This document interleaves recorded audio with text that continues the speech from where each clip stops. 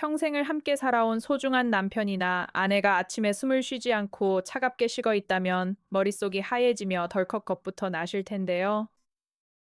그 순간 너무 당황해서 어디에 먼저 전화를 걸어야 할지 또 무엇을 준비해야 할지 몰라 크게 혼란을 겪는 분들이 많습니다. 특히 119에 신고했는데 경찰관까지 함께 출동해서 당황했다는 경험담을 주변에서 한 번쯤 들어보셨을 텐데요.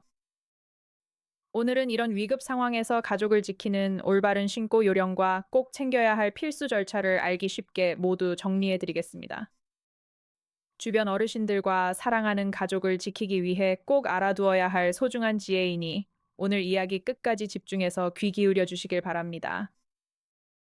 실제로 집에서 가족이 의식을 잃었을 때 경찰서나 장례식장에 먼저 전화를 걸어 시간을 지체하는 경우가 종종 있습니다.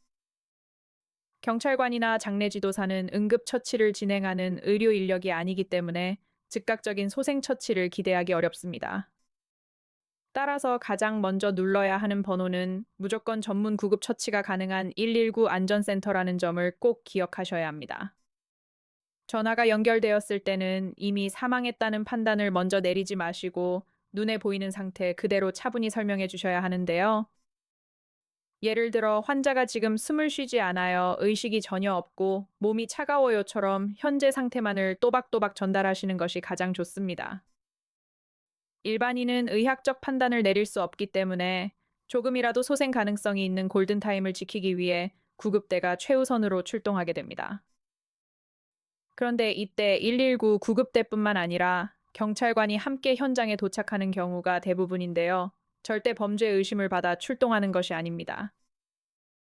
현재 우리나라는 심정지나 의식불명 신고가 접수되면 소방과 경찰이 동시에 출동하도록 긴급 공동대응 시스템이 갖추어져 있기 때문입니다.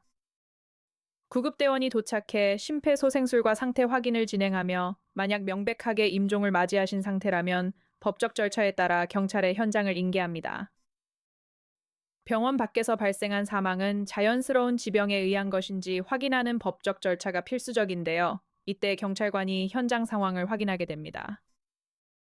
이때 불필요한 조사 지연을 막고 신속하게 병사로 확인받기 위해 가장 중요한 준비물이 바로 고인의 최근 병원 진료 기록입니다. 평소 앓고 계시던 지병의 처방전이나 약봉투, 최근 3개월 이내의 병원 진료 소견서를 경찰관에게 보여주시면 훨씬 빠르게 절차가 진행됩니다. 지병에 의한 병사로 확인되면 의사의 검안을 거쳐 정식 사망진단서나 사체 검안서를 발급받는 단계로 넘어가게 됩니다. 여기서 많은 분들이 가장 크게 헷갈려 하시는 부분이 바로 고인을 장례식장까지 어떻게 모시고 이동해야 하는가에 대한 궁금증인데요.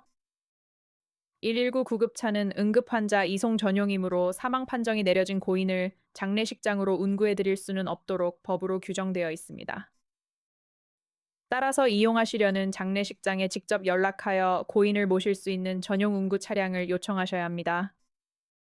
대부분의 전문 장례식장에서 24시간 대기하며 전용 운구 서비스를 지원하고 있으니 침착하게 요청하시면 됩니다. 장례식장에 도착하시면 빈소 마련과 세부 일정 발인 날짜까지 장례 지도사가 차근차근 안내해드리니 너무 불안해하지 않으셔도 괜찮습니다. 그렇다면 무사히 장례를 치르고 난 뒤 유가족이 절대 놓치지 말고 챙겨야 할 국가 지원금과 필수 행정 절차에는 무엇이 있을까요? 신청 기한을 놓치면 손해를 보거나 이미 받은 돈을 반환해야 할 수도 있으니 이어지는 중요한 연금 정보도 꼭 확인해 보셔야 합니다. 먼저 매달 지급되는 기초연금은 어르신이 돌아가신 해당 월까지만 지급되는 원칙이 있습니다. 사망 신고가 다소 늦어져서 다음 달에 고인의 통장으로 연금이 입금되었다면 국가에서 즉시 전액을 환수하게 되는데요. 해당 돈을 무심코 인출하여 생활비나 장례비로 사용하시면 나중에 반환 통지서가 날아와 큰 번거로움을 겪게 됩니다. 따라서 고인의 통장 거래 내역을 꼼꼼하게 살피시고 사망일 이후 초과 입금된 연금은 절대 건드리지 않는 것이 안전합니다. 다음으로 평생 성실히 납부해 오신 국민연금은 남은 유족을 위한 유족연금 제도가 마련되어 있습니다. 유족연금은 고인이 매달 수령하시던 기본연금액의 약 40%에서 최대 60%까지 지급되는데요. 남은 배우자의 연령이나 소득 기준, 부양 가족 요건 등을 충족할 때 신청 자격을 얻게 됩니다. 예를 들어 고인이 매달 90만 원을 받으셨다면 유족은 조건에 따라 약 36만 원에서 54만 원가량을 매달 받게 됩니다. 나의 수급 자격이나 정확한 예상 지급액이 궁금하시다면 국민연금 고객센터 1355번으로 문의해 보시면 정확합니다. 가까운 읍면동 행정복지센터에 신분증을 지참하고 직접 방문하셔도 매우 친절하고 상세하게 안내받으실 수 있습니다. 또한 최근에는 혼자 거주하시는 1인 가구 어르신들이 크게 늘어나면서 또 다른 불안감이 커지고 있는데요. 내가 집에서 홀로 조용히 눈을 감았을 때 아무도 모른 채 오랜 시간 방치되면 어쩌나 하는 걱정입니다. 실제로 가족과의 왕래가 드물고 이웃과 단절된 환경이라면 지자체나 국가에서 이를 신속히 알아채기 어려울 수 있습니다. 이러한 쓸쓸한 안타까움을 사전에 막기 위해 현재 정부와 각 지자체에서는 다양한 돌봄망을 촘촘히 운영하고 있습니다. 그 대표적인 제도가 바로 혼자 사는 어르신의 일상을 세심하게 살펴드리는 고독사 예방 및 안심 살핌 서비스입니다. 담당 생활지원사가 정기적으로 전화를 걸거나 직접 댁을 찾아가 안부를 확인하는 살핌 제도가 대표적입니다. 뿐만 아니라 첨단 기술을 활용하여 집안 내의 미세한 움직임을 감지하는 스마트 안전 센서도 보급되고 있습니다. 가정 내 전력 사용량의 변화가 장시간 멈추면 자동으로 경보를 보내주는 스마트 플러그 장치도 운영 중입니다. 이러한 안심 돌봄 지원 사업은 65세 이상, 독거 어르신과 기초생활수급자, 차상위 계층 등을 우선으로 지원합니다. 전국 대부분의 지자체에서 운영하고 있으니 관할 주민센터 복지과에 방문하셔서 신청 대상 여부를 꼭 확인해 보시기 바랍니다. 그렇다면 평소 지병이 있으신 부모님이나 가족을 위해 평소 어떤 것들을 미리 준비해 두는 것이 가장 좋을까요?